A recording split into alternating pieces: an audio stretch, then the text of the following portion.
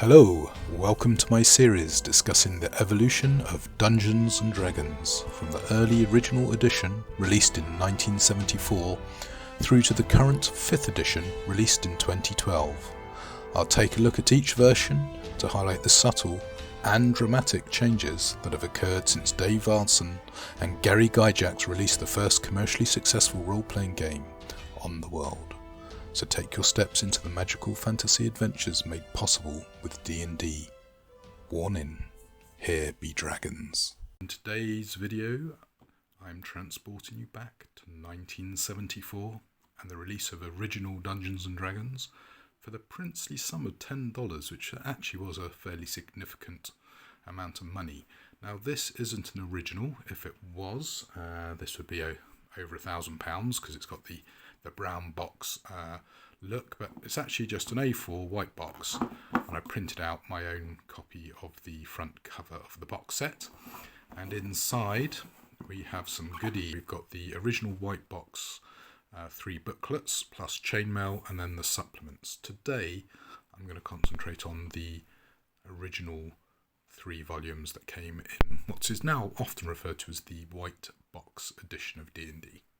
Now the first booklet is effectively your player's handbook. It's the Men and Magic Volume 1 of 3 booklets by Tactical Study Rules, and as you can see it's rules for fantastic medieval wargame campaigns playable with paper and pencil and miniature figures. Now TSR was basically created for D&D effectively.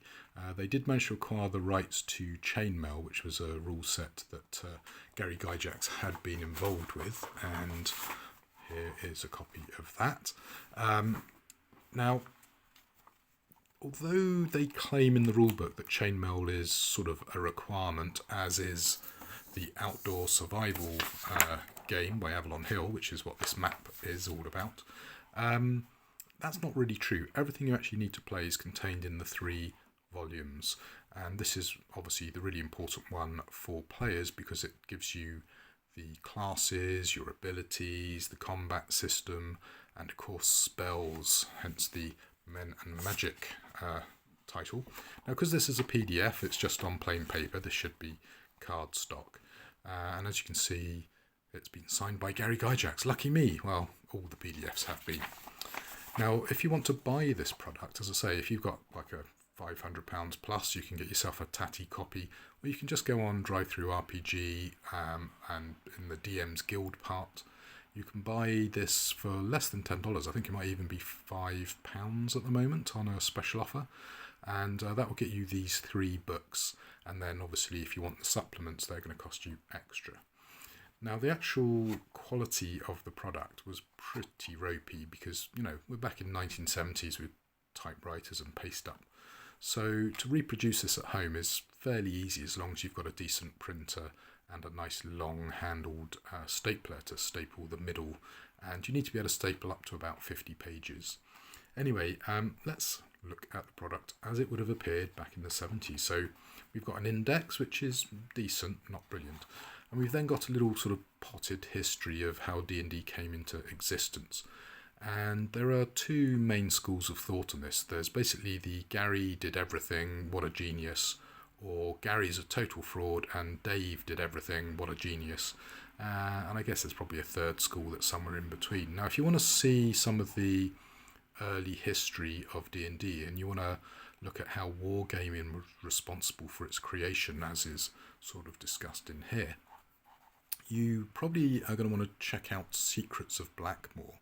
Now, Secrets of Blackmoor details how a wargaming group came together and how a gentleman known as Wesley, he created a Braunstein sort of Napoleonic war game that was more like a role-playing game. And this was obviously fuel for Dave and Gary to come up with D&D, and there's strong arguments to say that Blackmoor, the first fantasy campaign, was the main inspiration for getting a role-playing system published. And then it becomes debatable how much of the rules were created by Dave but typed up to be consumable by mere mortals like you and I by Gary. And the the film very much takes a point of view that Wesley and Dave Arneson have been sort of ignored a bit by history, very unfairly. So go check out that film. It's really cool. I believe you might still be able to get hold of DVDs, which is what I managed to get hold of. But you can also rent it on Vimeo, I want to say. Anyway, I will try and find some links to pop down. And obviously, if you read this and then reflect on what the film says, you can sort of see how maybe we got to where we did in 1974. And there's definitely a strong argument to say that Dave Arneson maybe does deserve a bit more credit than he got with, for example, AD&D. Anyway, that's going to be potentially for a future issue, because we will be looking at AD&D later on. Anyway, once you've got past the foreword, which does have slightly purple prose, which Gary Gygax is known for, we then get into the introduction that talks about how these are guidelines, they're not hard and fast rules, and how you need to make the campaign your own, what each book does, the scope of the game, age level, so it's aimed at 12 or older. And then rather interestingly, it talks about you need D&D, you have it, it's this book you're reading. Then you need outdoor survival, which is totally wrong. You don't need outdoor survival at all. You need some dice, well, yes, but mostly you're going to need D6 and D20 and nothing else, unless you get the supplements. It's very rare you use all these funky other dice. Chainmail, well, you can use it, but again, you don't actually need to. And it also talks about having to have a load of players. Where is it? Is it 50? It says, yes, up to 50 players. Well, back in the early days, you'd have this massive group of players, and you would run multiples of them through your dungeon with possibly multiple referees. The dungeon master doesn't exist yet. You are a referee as per a war game. And yeah, kind of a very interesting difference. This is back in the days where computers weren't such a thing, so you had much more free time to get together in a big group, and role-playing games was definitely a really sociable thing. And because the heroes in original D&D are much lower power, teamwork's more important. You need to be a group. You can't just be a solo adventurer wading into a dungeon, waving your sword around, and reaping the rewards. You need to act in a group. You need lots of retainers to carry your stuff. So much more team-based, in my opinion. Now, preparation for the campaign. This is where D&D sort of is a bit at odds with itself. So it's like, I'll take these as guidelines, do this, and then here, you must do this. It's a bit more directive. Now, obviously, it does make sense for the referee to do some preparation so the players can actually go in and have some fun. But I think this is a bit overly directive. You just need to come up with some rough ideas and then sort of wing it a bit, in my opinion. So that's an interesting little observation, and that will be something that I think is more Gary than Dave, because I know, for example, AD&D was in some ways a response to original D&D being a bit loosey-goosey on things. We then come to character classes, and another feature of original D&D is that there are 3 classes. You've got your strength-based class, the fighting man, the intelligence-based class, the magic user, and the wisdom-based class, the cleric. Now, these last 2 are magic using classes, so the magic users use effectively what we now know as arcane magic, whereas the clerics use divine magic. Everyone else, thieves, bards, rangers, paladins, all that, they're effectively fighting men. And obviously, as the game evolved, extra classes were created, including most famously the thief. Now, fighting men, they can use all weapons and armour, they're very good at hitting people, but they can't necessarily use all magic items. Magic users start off pretty weak, but get very powerful, and that's based around some of the spells, which we will have a look at. They've then got some costing for researching spells and making wands and stuff like that, which is a nice little interesting sort of Dungeon Master's Guide style snippet. A cleric who's a balance between sort of a fighting man and a magic user.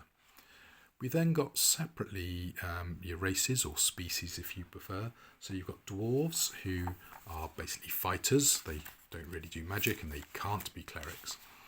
And there's a nice little picture here of a dwarf. You've then got your elves, who are rather confusingly described as magic using fighters who can be magic users or fighters, but it's again not very well defined exactly how that works. Basic would end up making elves a sort of a fighting man magic user combo class, whereas obviously other rule sets would go with dual classing and stuff like that. But in original D&D, it's sort of a weird dual class where you can be a fighter, you can be a magic user, and depending on your interpretation, elves can like wake up and decide to be a fighter, or wake up and decide to be a magic user, and that did cause all sorts of debate. Halflings, also sometimes referred to as hobbits, although Tolkien's estate got a bit upset with that, are really limited in this. They can only go to 4th level. My word, that's terrible. Well, I don't think it's actually so bad, because in original D&D, really, I think the game was designed to sort of peter out at 10th level. Now, it does later on say how there is no limitation to class levels, but really the whole game goes up to 10th level okay, but beyond there, I think really you're meant to have retired and set up your own castle or stronghold, and have passed the legacy on to the next set of adventures. It also does talk about other races you could play, but it talks about how if you want to be a dragon, then you're a 1st level dragon. So yeah, that's sort of interesting. We've then got the alignment system, which I think is the best version, partly because my first exposures to D&D was actually BX, where they had a similar 3 alignment system. So you had law, neutrality, and chaos. Now this is from sort of a Michael Moorcock, Elric sort of system. So you've got the people who believe in law and order and society and teamwork, and if you go with the Babylon 5 sort of example, stability, static, and sort of unchanging.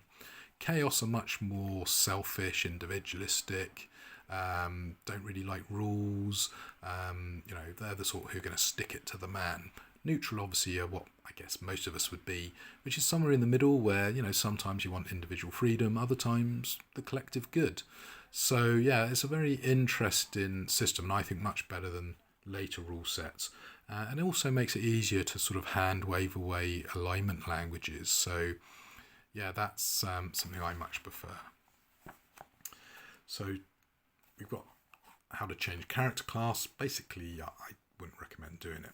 And then we get on to actually creating your class. Now, interestingly here, the referee rolls 3d6 and assigns them in order that they were rolled to your various abilities. So you've got strength, intelligence, wisdom, constitution, dexterity, and the often neglected but actually really important charisma stat. Now, charisma determines how likely you are to be turned into a toad by a witch, how likely you are to have good reactions from henchmen, and how many henchmen you can have. And in OD&D, you really want to be able to take on board a load of henchmen, because you're going to get XP from gold, so you want lots of bodies to carry all that loot out of the dungeon. And if you're 4 players with 4 henchmen each, well, you can take on those 200 orcs and steal their stuff. Now, interestingly, abilities are more a role-playing aid in original D&D, because if you look at this chart here, they don't do much. So for XP, you want 15 or more to get a 10% bonus. But when it actually comes to the other abilities, Constitution at 15 or more gives you +1 hit point, and Dexterity at 12 or more gives you +1 to hit with ranged weapons. The other abilities don't really do much. There's no +1 for damage to hit with melee. You could house rule that fighters at 15 or above get +1 damage or +1 to hit. And there has been some debate over that, really, because strictly speaking, a longbow requires a lot of strength to fire. So you could argue that, ranged weapons should be +1 to hit if you've got better strength, whereas melee requires a precision strike. So, dexterity should be +1 to hit there. And again, because the rules are so basic and because they're loosey-goosey, you could always just house rule that, and there are lots of websites talking about that. And I think one of the most famous is Philotomy's Musings, which I believe no longer exists, but someone has created a copy of it. We then talk about languages here, and intelligence is important for how many languages. You've then got your NPCs, which again reiterates how important dexterity is. It talks about how much you're going to have to pay to hire people. You've then got capturing non-player monsters. You could even get potentially a goblin to fight for you against the terrible kobolds, or vice versa. And then the loyalty of that, again, is determined by charisma. So there's a roll here, and your charisma influences that roll. Then you might blink and miss it. There's a bit about relatives here. So there's an inheritance system sort of in the game, because obviously in original D&D, character death was always a concern. And I know some players talked about rolling up 4 or 5 characters because, you know, they expected 50% of them to not even get to level 2.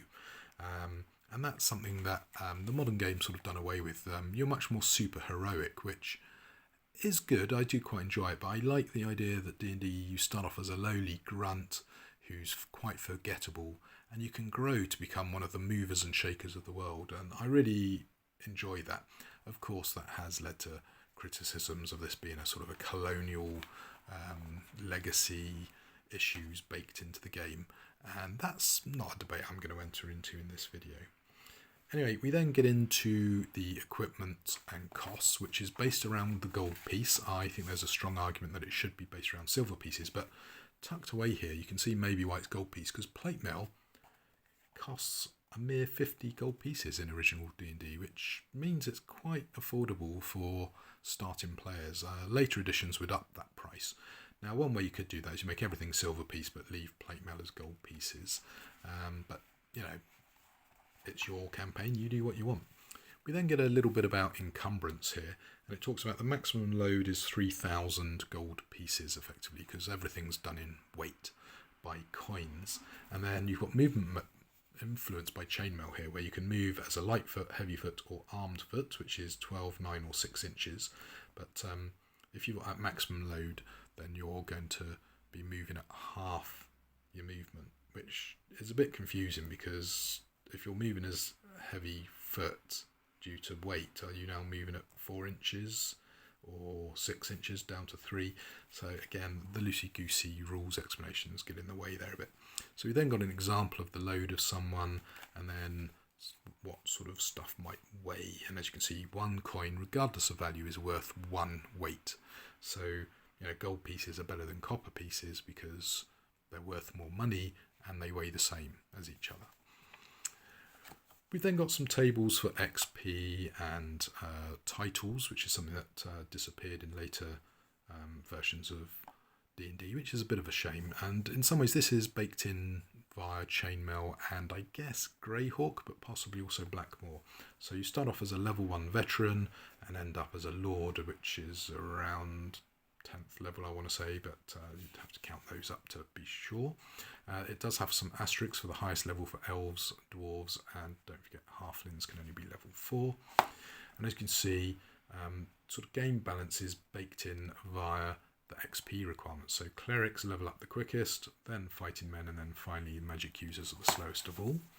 Then over here, we've got the dice for accumulated hits. Now, depending on your opinion of how D&D was created, I think there is a strong argument to say that Chainmail used D6s, therefore this is how many dice you used to roll to hit, and there's all sorts of debates around that. There's lots of sort of historical archaeology going on into the origins of D&D, and this is definitely where that wargaming influence can be seen. But effectively, that's how many d6 you roll for your hit points, and the fighting man gets the benefit of a +1 at level 1, so you can have 2 to 7 hit points as a starting fighter, and with a constitution bonus, you can get a little extra +1. A magic user rolls a mere 1d6, but they do have various spells. And then it talks here about some chainmail fighting capabilities. So a veteran fights as a man +1, then 2 men, then 3 men, then as a hero, then as a superhero, whereas a magic user is a man, and then a hero, and then a wizard. Doesn't really make much sense to use chainmail. Use the alternative combat system, which we'll be coming on to very shortly.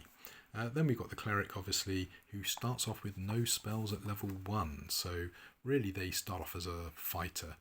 And I know some people like to retcon in the fact that maybe a cleric does first aid at level 1, but don't forget they've also got the turn undead feature. We then talk about experience points, where if you go into a deep dungeon and take on a dragon who's way above your level, we don't get any bonus XP for that. But if you go as a level 8 fighter into a dungeon and kill a load of little innocent kobolds, and you kill every one of them, you know, not just the men, but the women and the children too, well, you're going to get less, and you're going to hate sand.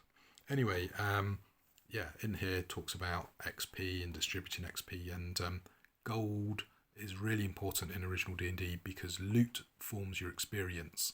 And what that means is you don't actually have to kill the monsters. So, if you break into a castle with 200 goblins inside, you can choose not to kill any of them, steal all their loot, and probably make almost as much, if not more, XP than you would have done by trying to kill them all and have some of them run off with their loot. Anyway, levels, no limit. You can go up to 20th level, etc. But to be honest, a bit pointless. And one of the supplements does actually talk about how I think the creators realised that was maybe a mistake because you had like level 40 fighters running around. So they deliberately brought out gods at like level 20, level 30 just to show that, D&D, particularly in its original format, was meant to be low level. Bear in mind, a superhero is like level 8 or something. So you're virtually like Hercules at level 8. So just bear that in mind. The dice for accumulated hits, again, is poorly defined. Do you roll your hit dice every time you level up? And that's your new HP total, so your HP could go down. The loosey-goosey nature of original D&D would allow, in theory, for that interpretation. And you wouldn't necessarily be wrong. You just have to, as a referee, make sure all the players know what the rules are and are on board with it. So anyway, it defines here what's in the table. So the XP you need, what your level is, your hit dice, your fighting capability if you're using Chainmail, your spells and levels, how to go above the levels when you run out of what's listed. And then we get the alternative combat system, which is basically a target number 19. So to hit anyone, you need to roll a 19. So effectively, you need to roll a 17, and if you add the armor class, 17 plus 2 equals 19, therefore it's a hit. And this table here is just for fighters. For clerics and magic users, you use this progression listed here. Instead of being level 1 to 3, for cleric it's 1 to 4, and for magic users it's 1 to 5. So obviously when you get to the next column, instead of being level 4 to 6, you're going to be level 5 to 8, for example. All hits do 1d6 damage. Now, there are, unless otherwise noted here, some people like to house rule it to sort of borrow from D&D 5th edition. You can roll light weapons with disadvantage and heavy weapons with advantage. So, a two-handed axe is more likely to do higher damage than a dagger, for example. And I think that's a pretty good house rule to bring in. We've obviously then got the alternative combat for monsters when they're attacking other people. And you'll notice the armor class is descending armor class, and this is partly because apparently a naval war game was the influence for the idea of armor classes, and in sort of naval circles, first class is better than second class, and if you think about it, that's the same with degrees, so it makes sense that armor's better the lower the number. But yeah, that's something, again, it's easy to house rule an ascending armor class into this game if you prefer that. We've then got saving throws, and it's listed here by fighter, magic, cleric, then fighter, magic, cleric, and so on. And as you can see, you've got death rays, wands, stone, dragon breath, staves, etc. And different classes are slightly better at saving versus different effects. And when you're rolling your save, if you fail your save, you get the full effect of the attack or thing you're saving against. However, some things, even if you make your save, you still get damage, but you just take half damage. And in some ways that makes sense. Like if a dragon breathes fire on you, at times it seems a bit unrealistic to totally avoid being scorched, so maybe taking half damage from the attack makes more sense. Anyway, it talks here a little bit about that. Then we get on to spells, and you'll notice there are 14 spell slots for level 1, but only 8 of them have been filled in. So the idea is, you might want to create some new spells, or possibly if you buy a supplement, you might want to transfer those spells into your original rulebook. And you'll notice here there's no magic missile, and in fact, the most offensive spell you have at level 1 is sleep. I think it's level 3. Yeah, level 3 before you get any decent attack spell. So Fireball and Lightning Bolt. And then we got the cleric table and the turning undead table. So turning undead is you're scaring away the undead, and as you get to a higher level, you can actually dispel or dissolve or destroy those undead, but only up to 2 dice. So a hit dice 3 undead monster cannot be destroyed by an original D&D cleric. They can only be driven off. We then get into the spell list, which in many ways I find the most boring part of D&D, because it's just wall after wall of often very boring text, but not here. It's so lightweight. In fact, it's possibly too lightweight. So let's take a look at Charm Person here. So this spell applies to all 2-legged, generally mammalian figures that are near or less man-sized, excluding all monsters that are undead, but also including sprites, pixies, nixies, kobolds, goblins, orcs, hobgoblins, and gnolls. So that's interesting. Kobolds aren't mammalian, so potentially they wouldn't be affected. I would argue lizard men wouldn't be affected by a Charm Person because they're not mammals. So yeah, you can interpret these spell descriptions however you want in your campaign. Anyway, regardless, if you're successful, you have charmed them, and they will be under your influence until it's dispelled, and that has a 12-inch range. And you'll notice a lot of the rules are done in inches. This is again based on Chainmail, and obviously you might want to convert the inches into feet, so you can then work on a grid if you're playing on Roll20 using a grid, because obviously that's a bit funky. Now you could also argue that, hey, let's just make these squares half an inch or an inch.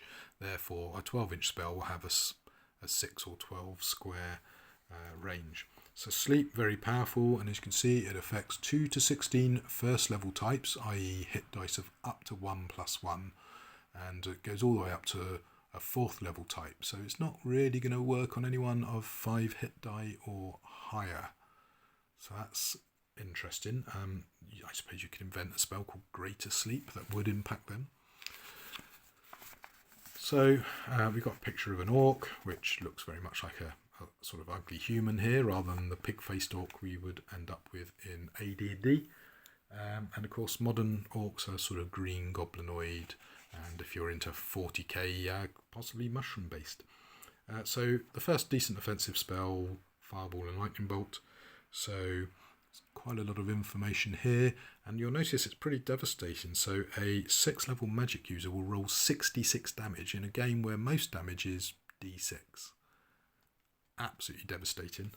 Lightning Bolt doesn't seem to do quite as much damage, but has a decent range and can bounce around, including bouncing off a wall back into the person who casted it, so watch out for that. We got Polymorph, Wall of Fire, Confusion, Growth of Plants, Mass Morph, some young ladies there that we'll move on from. We've got a nice Goblin, although I think that might be better off as a gnome or a dwarf. And then when we get to 6th level, we've pretty much done with spells in original D&D. So here you go. Reincarnation is a 6th level spell. I don't think there's a wish. No, there's no wish here, but there is a death spell and a Gias, which is sort of like a quest, really. Then we got clerics. They got Cure Light Wounds, which could be pretty good boon. So a die is rolled, 1 pip added, and the resultant total subtracted from the hit points the character has taken. Very weird wording. They're basically saying you can heal from 2 to 7 hit points. So just watch out for the slightly historic language that often original D&D is done in. And again, there's lots of detecting magic, detecting evil, and protecting yourself from evil, and light. Very important to have light in a dungeon, don't forget. So we've got Remove Curse, Cure Disease, Continual Light, Sticks to Snakes, very biblical. Raising Dead, Communion, Quest. We then get to Magical Research and Book of Spells, and also, for example, you've got Finger of Death and the idea of anti-clerics and a pretty picture. And that's pretty much it for this volume. So as you can see, it is very much like a player's handbook from later editions of D&D, and it's packed in a lot of information in 30 or so pages. How many is it? 34 pages, including a complete spell list. But you'll notice there's no monsters, there's no treasure, there's no referee guidance. Well, that's because you're meant to be using one of these other books. So Volume 2, Monsters and Treasures, is the monster manual and a little bit of Dungeon Master's Guide for original D&D. And inside we've got a list of various monsters, and it's not quite as complete as obviously later editions. But we've got the monster type, followed by how many, so like men, 30 to 300. Armor class, how far it moves, how many hit dice it has. And of course, because you might encounter it out in the wild, you've got a percent in layer column, which is how likely are you to encounter them randomly in the wild, actually in their lair. So, yeah, that 50% chance of a troll actually being in its lair rather than just wandering around. Then you've got a type and amount of treasure, so you can go off to the treasure table. And then you've got various different monsters descriptions, and it's quite lightweight. So goblins, small monsters, as described in Chainmail. They see well in darkness or dim light, but when they're subjected to full daylight, they subtract -1 from their attack and morale dice. They attack dwarves on sight. Their hit dice must always equal at least 1 pip. So, yeah, quite lightweight description. It does then have a composition of force, including a goblin king. So very sort of Hobbit-esque, the goblins in original D&D. There's quite a lot on dragons. Is this the dragons? Yeah, so dragons start on page 11. The chromatic dragons are in place. So you've got white, black, green, blue, red and golden. And as you see, dragons go on to page 13. So 3-4 pages on dragons. Yeah, there's more stuff on dragons. You've got the purple worm. You've got the various lycanthropes. You've got the moulds, the oozes, the slimes. You've got statues. So under other monsters, you've got just some loose descriptions. We then go into the treasure types. So, type A, copper, silver, gold, gems, magic items. And then obviously we get loads of stuff on magic items. So here we go. So we've got swords, and there's quite a lot of info on swords, because a lot of swords, rather than just being a +1 swords, they have ego and intellect and alignment. So yeah, quite a lot there. Does it stop about here, or is it the next page? As you see, page after page of stuff on the sword. There you go. Keeps going, and then here we finally stop talking about swords. So magic swords in D&D have become just like +1, +2. Well, 1, 2, 3, 4, almost 5 pages on swords. We then got armour, which is very weirdly described. We've got weapons, including the warhammer, which dwarves can make use of all of its capabilities, and in some ways it reminds me a bit of Thor's hammer. Then we've got rings, obviously Lord of the Rings, big influence. Despite various protestations that it wasn't. And we got various things like boots of speed, mirrors. Then we've got a teeny bit about artifacts, which are really powerful, but they're not particularly described here, but they will be in some of the supplements later on, including things like the Hand of Venker and stuff like that. Then we got precious metals, gems, jewellery and pretty pictures. So to really delve into this, you're going to have to look at each monster entry in turn, and you'll notice that it's very loose, very open to interpretation, and that there's a lot of flexibility there, but also a lot of reference to Chainmail, which is, as I say, a bit of a red herring for me. And in particular, if you've got any awareness of other versions of D&D, you probably don't need Chainmail at all. But saying, goblins are like they are in Chainmail, it's not particularly useful, particularly as I don't think Chainmail has too much to say about goblins. Maybe it's like, they can move through mountain hexes a bit quicker, stuff like that. Anyway, the final book that you would have got if you bought the WhiteBox back in 1974 was Volume 3, which is The Underworld and Wilderness Adventures. So whilst D&D in its early days was very much about the dungeons, there was also an element of wilderness adventures, and this volume includes things like travelling over land, sea and in the air, even getting into fights. And I guess low level play was like go into dungeons to get your loot, but then as you got into higher level play, it'd be about founding your own barony and stuff. So in some ways, Dungeons and Dragons is a bad name for the game because it isn't all about Dungeons and Dragons. But anyway, the Underworld was sort of part of this mega dungeon idea where you as a referee would build this massive complex that players would penetrate and raid and get to know and form alliances with various denizens. And obviously the deeper you went, the more dangerous it would be. So we then got a little example map with an example key. Very important, you do tricks and traps. Now distribution is very random, I feel, in early versions of D&D. So you get these weird gonzo things where you might have goblins living next door to kobolds with giant ticks and dragons. It just doesn't make much sense to me. So I prefer a more naturalistic approach to dungeon design. But yeah, I mean, the gonzo nature of just random monsters thrown together, a bit like Caves of Chaos in Keep on the Borderlands. Well, that doesn't really bother me too much, but given the choice to design my own dungeons, I'd at least like to have it make a little bit more sense, I suppose. So monster determination and level of monster matrix. This will be given later in this book. This is why some people aren't so keen on original D&D. You do sometimes have to read through it a bit, sort of digest and translate what you've been told, and then you can work out how to actually play it. And it was famous for being the game that the best way to learn to play it was to play it with someone who knew how to play it. I think that's a little bit unfair. There's perfectly adequate sort of information in all three booklets to be able to play a good version of D&D. But then again, I have got the advantage of having played a lot of D&D in the past, so maybe fresh eyes would find this a bit more challenging than I do. So determine your treasure based on the level beneath. So, the deeper the level, the higher the level number.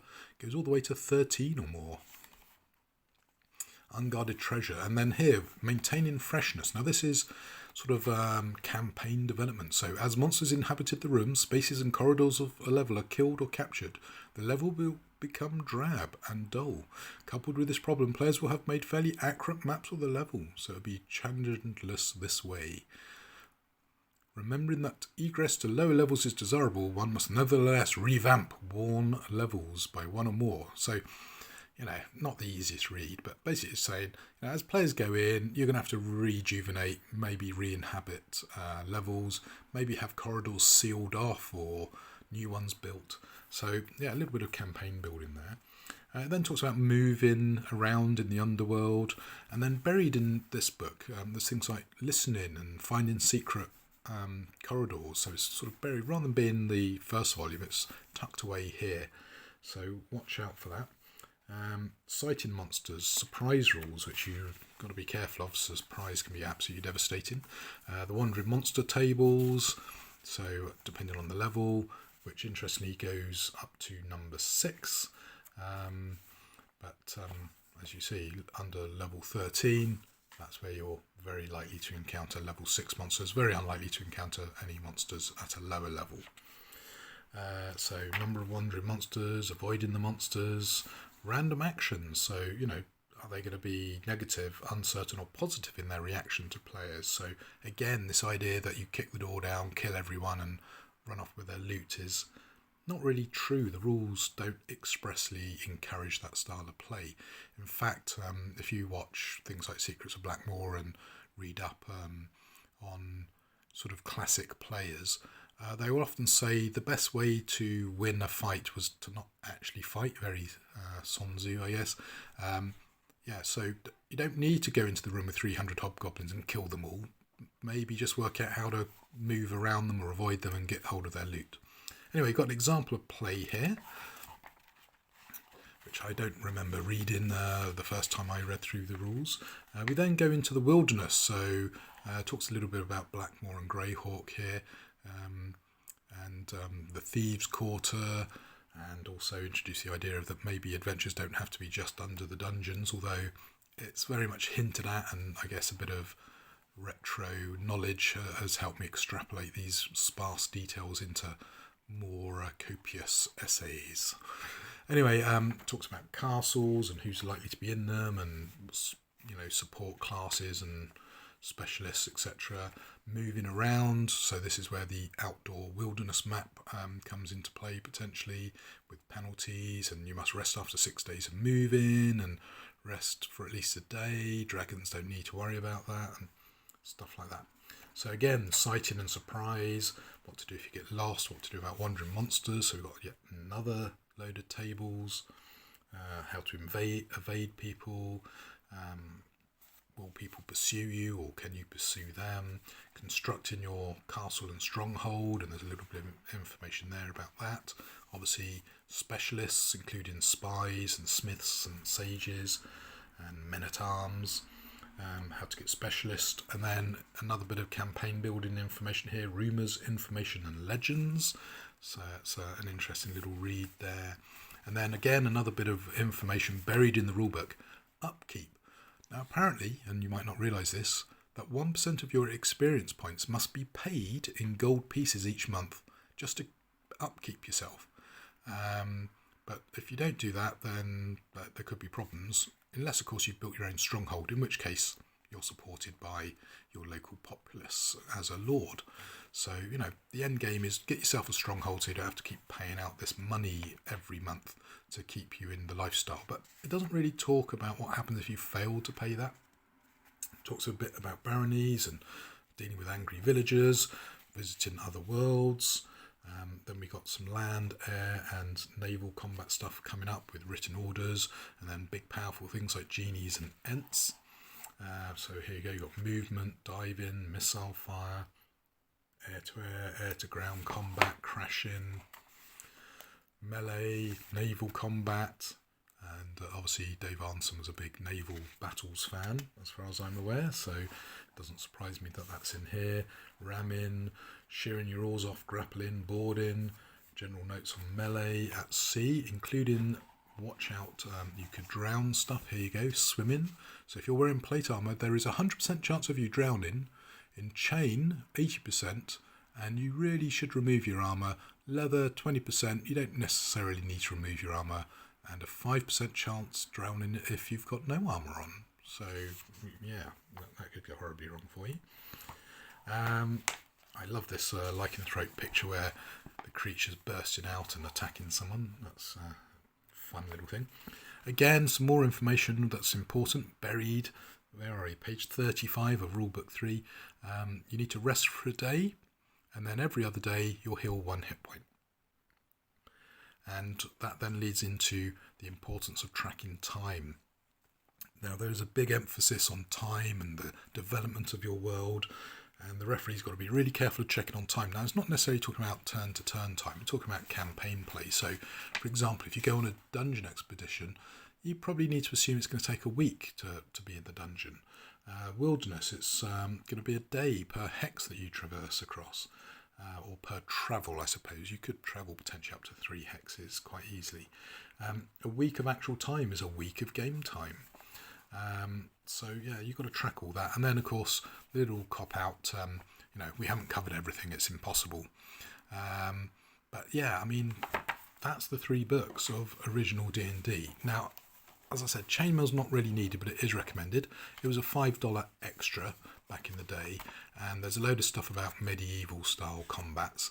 And then you get to the fantasy supplement, sort of near the back here, page 28. And it's got movements for your figures, but here it's talking about using scale. So if you've got a 30mm man, then a hobbit could be a 10mm, whereas a dragon would be a 54mm figure. So that's interesting. So yeah, here you go. Goblins and kobolds. Goblins and kobolds see well in dimness or dark, but they do not like bright light. When fighting in full daylight or bright light, subtract 1 from each of their morale ratings, as well as 1 from any die roll. Because of their reciprocal hatred, hoblins, I think that's meant to be goblins, will automatically attack any dwarf gnome within charging distance. Hobgoblins fight as armoured foot and defend as heavy foot. Their point value is 2 and is that half? Yeah. Anyway, so that's the information you need, apparently, to know how to play Goblin. Well, I'm not sure that's much help, really, compared to what was in the original D&D booklets. So, yeah, I think it's fairly optional. But the great thing about it, of course, is it's the official rules by TSR. Although, as I say, they originally were published by someone else, Gideon Games, I want to say, but I wouldn't quote me on that. And as you can see, we've got like a sand table with miniatures on it. There's an introduction here, which is more info about how maybe the game of D&D came to be. But notice it's Gary and Jeff who were involved in Chainmail. Dave was not involved in Chainmail, but was definitely involved in D&D. So there you go, that's that. Now, the supplements, I think, are not required for play. We will talk about them in the next video. So supplement 1 was Greyhawk. Supplement 2 was Blackmoor. Then we got Eldritch Wizardry and Gods and Demigods. But anyway, we'll talk about that in the next video. I hope you've enjoyed this brief look at the original booklets, and I think these 3 booklets are all you need for days, years of play, and they're really, really good, basic, and currently quite cheap to buy. The PDFs, as I say, I believe are normally around £10, but you can pick them up for a fiver at the moment. And pretty much everything that was D&D is in these rules, so that will become interesting when we get onto the AD&D discussion, which will probably be the 3rd or possibly 4th video in my D&D series. Now, I haven't played a huge amount of original D&D. I didn't play it back in the day, but I have run a couple of sessions more recently, and I really enjoyed it. The 1d6 damage I don't think is that big a deal, although it does make it hard to justify why buy a two-handed sword for, I don't know, 20 gold pieces when you could buy a club for 1 gold piece that's just as effective. And I think that's where your campaign setting is important. You know, a knight would not be seen dead with a club. In fact, you could have people have negative reactions to a knight with a club because, you know, are they an imposter? Are they not following the chivalric code and stuff like that? So there is a lot of, I guess, assumed rules with D&D rather than explicit ones. And as I say, it's very loosey-goosey, very outlined set of rules, which the various more recent editions have, I guess, sought to clarify. But the downside to that is, as new versions have come out and clarified the rules, there's more and more rules overhead. I mean, we've got 3 booklets of about 30 pages each, and that is plenty, to be honest. And of course, as a player, you only really need worry about this booklet. As a referee, you only need really worry about this booklet and the combat rules in the player's handbook. And then when you're building your module, you need to worry about this, but you know, for actual play, you don't need to worry too much. Now, as I say, these are copies. If you've liked what you've seen and you want to go out and buy an original copy, I hope you're very wealthy, because they are stupidly overpriced, and they're not going to look much better than this. You know, this is actually a recreation of the original cover that I've done in Photoshop, and I think it actually looks better than what you actually got on the original booklets, although the green could be a bit better on this booklet. So there you go. I think I've got to the waffling stage of this video, so that will do for now. So see you in the next one, and until then, happy gaming.